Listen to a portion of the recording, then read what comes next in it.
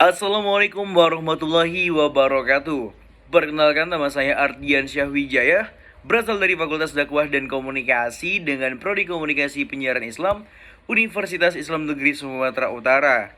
Jadi di sini saya akan menjelaskan dan juga menerangkan dari PowerPoint yang sudah saya buat mengenai jawaban-jawaban UAS hadis tematik komunikasi dakwah oleh dosen pengampu Bapak Haji Muhammad Iqbal Abdul Muain LCMA. Langsung saja. Baik, masuk kepada yang pertama, yaitu tentang pengertian hadis tematik. Hadis tematik atau dalam bahasa Arab yaitu maudhu'i secara bahasa yang berasal dari kata maudhu'un yang merupakan isi maf'ul dari kata wada'a yang berarti masalah atau pokok permasalahan. Dan secara etimologi, kata maudhu'i berarti meletakkan sesuatu atau merendahkannya, sehingga kata tersebut merupakan lawan dari al-raf'u yang artinya mengangkat. Nah, langkah-langkah menulis hadis tematik yang pertama adalah tema atau masalah. Di sini kita harus menentukan tema atau masalah yang akan dibahas sebelum masuk ke langkah-langkah sebelumnya. Yang kedua adalah menghimpun ataupun mengumpulkan hadis yang terkait pada tema yang akan dibahas. Yang ketiga adalah kategorisasi. Nah, kategorisasi ini adalah berdasarkan kandungan hadis tersebut, bagaimana kandungan dikategorisasikan. Yang keempat adalah itibar, yaitu melakukan kegiatan i'tibar dengan melengkapi seluruh sanad yang ada terkait pada tema tersebut. Yang kelima adalah penelitian sanad, yaitu yang meliputi pribadi perawinya, kualitas dan juga intelektual dari seorang perawi tersebut. Apakah bisa dikategorikan sebagai penelitian yang sangat meliputi pribadi tersebut. Yang keenam adalah matan, yaitu melakukan penelitian matan yang kemungkinan ada i'lat dan syahsnya. Yang ketujuh adalah serupa, yaitu mempelajari tema-tema yang mengandung arti serupa sehingga bisa menjadi suatu aju banding pada tema-tema tersebut. Yang kedelapan adalah membandingkan berbagai syarah dari hadis-hadis yang akan dikumpulkan. Yang kesembilan adalah melengkapi pembahasan dengan hadis-hadis atau ayat-ayat pendukung dari apa yang akan dibahas sesuai dengan tema.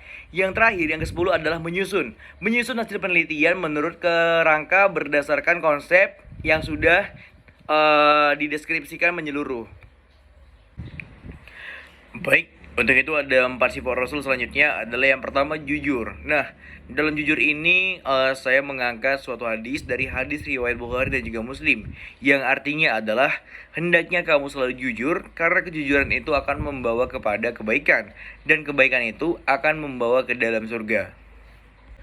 Selanjutnya adalah tabligh, yang dimana artinya salah satunya adalah sampaikan walau satu ayat. Hadis riwayat Bukhari Muslim. Yang ketiga adalah bersikap ramah. Dalam hal ini saya mengangkat hadis riwayat Muslim yang artinya, wahai Aisyah, sesungguhnya Allah itu maha lembut dan mencintai kelembutan. Allah memberi kepada kelembutan hal-hal yang tidak diberikan kepada kekerasan dan sifat-sifat lainnya. Yang keempat adalah tidak lupa beribadah. Dalam hal ini saya mengambil dan juga mengutip dari hadis riwayat Bukhari, yang artinya, aku bertanya kepada Nabi Shallallahu Alaihi Wasallam, amalan apakah yang paling dicintai Allah? Beliau Shallallahu Alaihi Wasallam menjawab, sholat pada waktunya. Aku atau Abdullah bin Mas'ud mengatakan, kemudian apa lagi? Beliau Shallallahu Alaihi Wasallam menjawab, berbakti kepada kedua orang tua. Kemudian bertanya lagi, lalu apa lagi? Beliau Shallallahu Alaihi Wasallam menjawab, jihad di jalan Allah. Hadis riwayat Bukhari. Baik, masuk kepada pertanyaan yang ketiga, yaitu haruskah Islam berpolitik? Jawabannya adalah harus dan wajib, karena itu adalah cara agar mencapai mayoritas. Nah, mayoritas jumlahnya, polemiknya, dan opininya, karena Islam harus disyiarkan sesuai dengan Quran Surah At-Taubah ayat 33, yang artinya agama yang benar harus diunggulkan atas segala agama. Nah, jadi menurut saya, jika berpolitik seperti keadaan di Indonesia, maka itu salah kaprah dalam menafsirkan Islam harus berpolitik. Bukan Islam yang harus masuk politik, tapi politik yang masuk ke Islam. Hingga politik memiliki akhlak Islam sesuai ajaran Nabi. Bukan ulama ikut politik, tapi politik yang ikut ulama. Tentu, ulama yang benar, yang netral, yang sayang seluruh umat yang baik. Kafir, ahli taat maupun ahli maksiat. Tidak ada kebencian di dalam dada yang berupaya kebencian karena hawa nafsunya. Kemudian masuk kepada selanjutnya adalah setiap kamu adalah pemimpin. Nah, dalam ini adalah dari Abdullah, Nabi Shallallahu Alaihi Wasallam pernah bersabda, setiap kalian adalah pemimpin dan setiap kalian akan dimintai pertanggungjawabannya. Seorang imam adalah pemimpin dan akan dimintai pertanggungjawabannya. Seorang laki-laki adalah pemimpin atas keluarganya dan ia akan dimintai pertanggungjawabannya. Seorang wanita adalah pemimpin atas rumah suaminya dan ia pun akan dimintai pertanggungjawabannya. Seorang budak juga pemimpin atas harta tuannya dan ia juga akan dimintai pertanggungjawabannya. Sungguh, setiap kalian adalah pemimpin dan setiap kalian akan dimintai pertanggungjawaban. Baik, yang selanjutnya adalah apabila kamu pergi musafir, pilih salah satu di antaranya sebagai amir. Nah, yang di sini saya angkat adalah dari Abu Sa'id Abu Hurairah radhiyallahu anhu. Secara marfu', jika ada 3 orang keluar untuk berpergian, hendaknya mereka mengangkat seorang dari mereka sebagai pemimpin.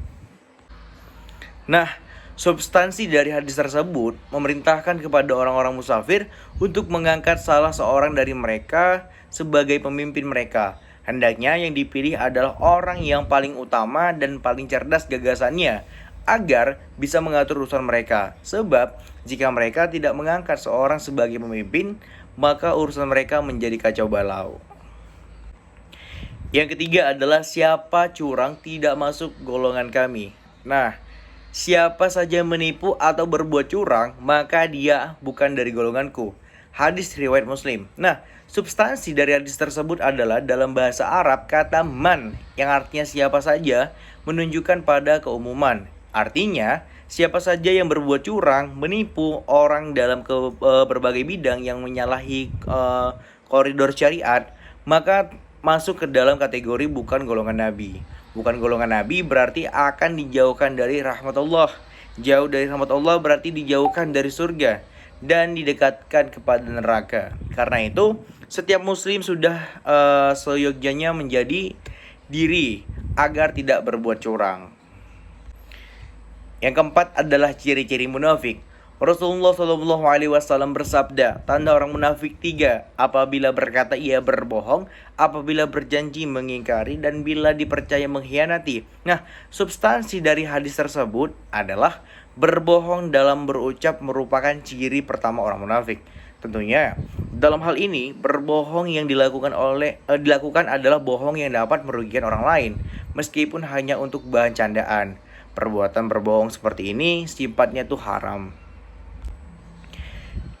Maksud yang kelima adalah siapa yang melihat kemungkaran hendaknya dia berusaha merubahnya. Nah, dari Abu Sa'id Khudrullah radhiyallahu anhu ia berkata, aku mendengar Rasulullah Shallallahu Alaihi Wasallam bersabda, barang siapa dari kalian melihat kemungkaran, ubahlah dengan tangannya. Jika tak bisa diubah dengan lisannya, jika tak bisa diingkarilah dengan hatinya, dan itu merupakan selemah-lemahnya iman. Hadis riwayat Muslim nomor 49.